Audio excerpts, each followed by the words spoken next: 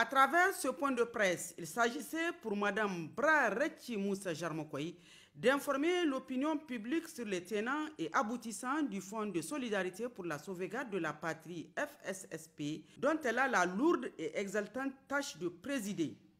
Il est juste essentiel de comprendre que le contexte actuel du Niger présente des priorités qui sont avant tout d'ordre sécuritaire. La sécurité des personnes et des biens, la sécurité alimentaire, la sécurité de l'éducation, la justice sociale et la résilience des populations face aux sanctions qui sont injustement imposées à notre pays. Bien entendu, ces priorités peuvent évoluer sur le temps pour porter sur d'autres préoccupations et sur des attentes populaires. Nous avons tous observé ensemble que devant ces priorités du moment, tous les Nigériens, comme un seul homme, se sont mobilisés pour défendre la patrie avec leurs propres ressources. C'est partant de ce constat que les plus hautes autorités de ce pays ont décidé de créer le Fonds de solidarité pour la sauvegarde de la patrie, dénommé FSSP. Madame la Présidente s'est aussi apaisantie sur les objectifs assignés à ce fonds.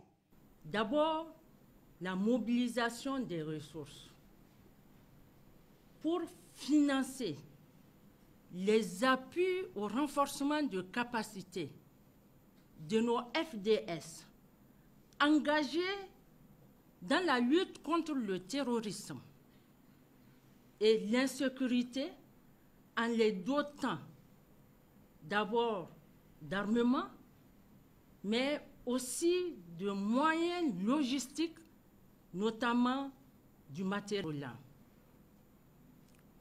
Ensuite, le fonds compte participer à la prise en charge des citoyens qui sont victimes de déplacements forcés liés à l'insécurité, leur relocalisation, leur réintégration et leur retour volontaire aux besoins.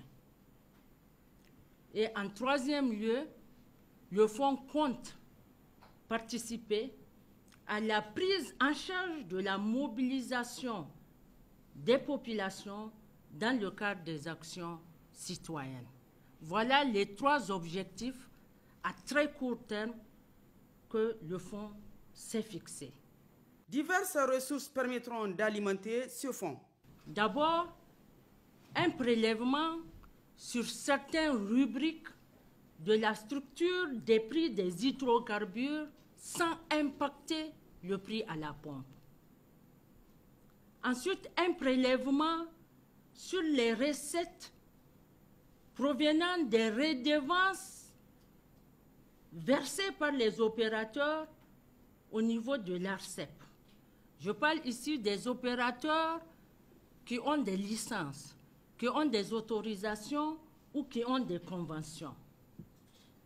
Ensuite, nous allons procéder à un prélèvement de 10 francs sur les tickets de transport terrestre et de péage routier et 1000 francs sur les tickets de transport aérien. Il sera également prélevé 10 francs sur tout appel téléphonique et chaque souscription au forfait, bien entendu avec le consentement du consommateur. Donc ici, c'est quand le consommateur est d'accord, il s'enregistre au forfait. Quand il n'est pas d'accord, il ne le fait pas et il n'y aura pas de prélèvement. Puis, le fonds compte procéder à un prélèvement de 10% sur la taxe sur les nuitées d'hôtel. Et ensuite vient la grande catégorie, notamment les contributions volontaires financières ou en nature des populations nigériennes, des entreprises publiques, des entreprises privées ou de tout autre opérateur économique, ainsi que les ONG, les associations, les projets et programmes de développement. Et enfin, pas des moindres, les contributions volontaires financières et en nature de la diaspora. Nous allons mettre en place tout le dispositif qui s'impose, surtout pour ces deux dernières catégories. Nous allons travailler avec les STA pour qu'il y ait des numéros qui vous seront communiqués afin que les contributions puissent se faire par transfert d'argent aux besoins. Et nous allons travailler avec les compagnies de téléphonie pour que des comptes dédiés aussi puissent être créés afin que des mobilisations puissent se faire via le mobile money. Le dispositif de gestion du FSSP a été également évoqué par la présidente. Le fonds, il est géré par un comité de gestion dont j'ai l'honneur de présider. Ce comité de gestion, il travaille sous le contrôle et la supervision directe du Conseil national pour la sauvegarde de la patrie. Le comité peut à tout moment, au besoin, faire appel à des personnes ou des structures dont il juge la compétence utile dans l'accomplissement de ses fonctions ou missions. Missions que nous catégorisons en 4 grands groupes. Notre première mission, c'est d'aider à l'élaboration du programme général d'intervention du fonds. Ensuite, à l'élaboration du budget annuel du fonds. Puis, à suivre tout ce qui est recette pour le fonds. Et ensuite, nous allons déterminer les interventions majeures pour le fonds. Pour assurer la transparence, des dispositions ont été prises.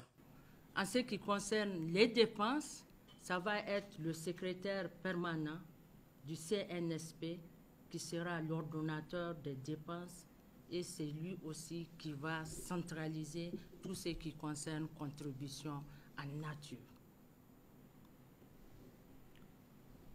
Pour que vous soyez mieux informés, pour que nous puissions mettre en place un mécanisme de transparence, nous comptons très rapidement mettre en place une plateforme digitale qui va recenser et enregistrer toutes les contributions en nature et en numéraire. Nous comptons également faire des communiqués à la télévision, à la radio et dans les presses écrites pour que les citoyens nigériens soient informés au jour le jour des différentes contributions et de leur affectation. Bien entendu, à l'instar des autres fonds, le FSP va être soumis aux procédures d'engagement, de contrôle et d'audit de la dépense publique. À terme, les ressources du Fonds de solidarité pour la sauvegarde de la patrie seront constituées sous la forme d'un fonds d'investissement en faveur de l'emploi des jeunes et des femmes. Pour la pérennité, le CNSP compte mettre les ressources du fonds sous forme d'un fonds d'investissement en faveur de l'emploi des femmes et des jeunes. Pour le CNSP, ce fonds doit constituer une école, un outil d'exercice de la bonne gouvernance, un modèle de participation populaire à la conquête de la souveraineté alimentaire puis économique. En somme, nous comptons faire du fonds un instrument financier pour les Nigériens et par les Nigériens. En tout cas, c'est l'héritage que le CNSP compte léguer aux générations futures. En rappel, le Fonds de solidarité pour la sauvegarde de la patrie a été créé par ordonnance numéro 2023-13 du 11 octobre 2023 par les plus hautes autorités de la transition, et le choix de Mme Brarech Moussa Jarmoukoy pour présider le fonds n'est pas fortuit. Il découle du fait du dynamisme dont elle fait montre dans tout ce qu'elle entreprend.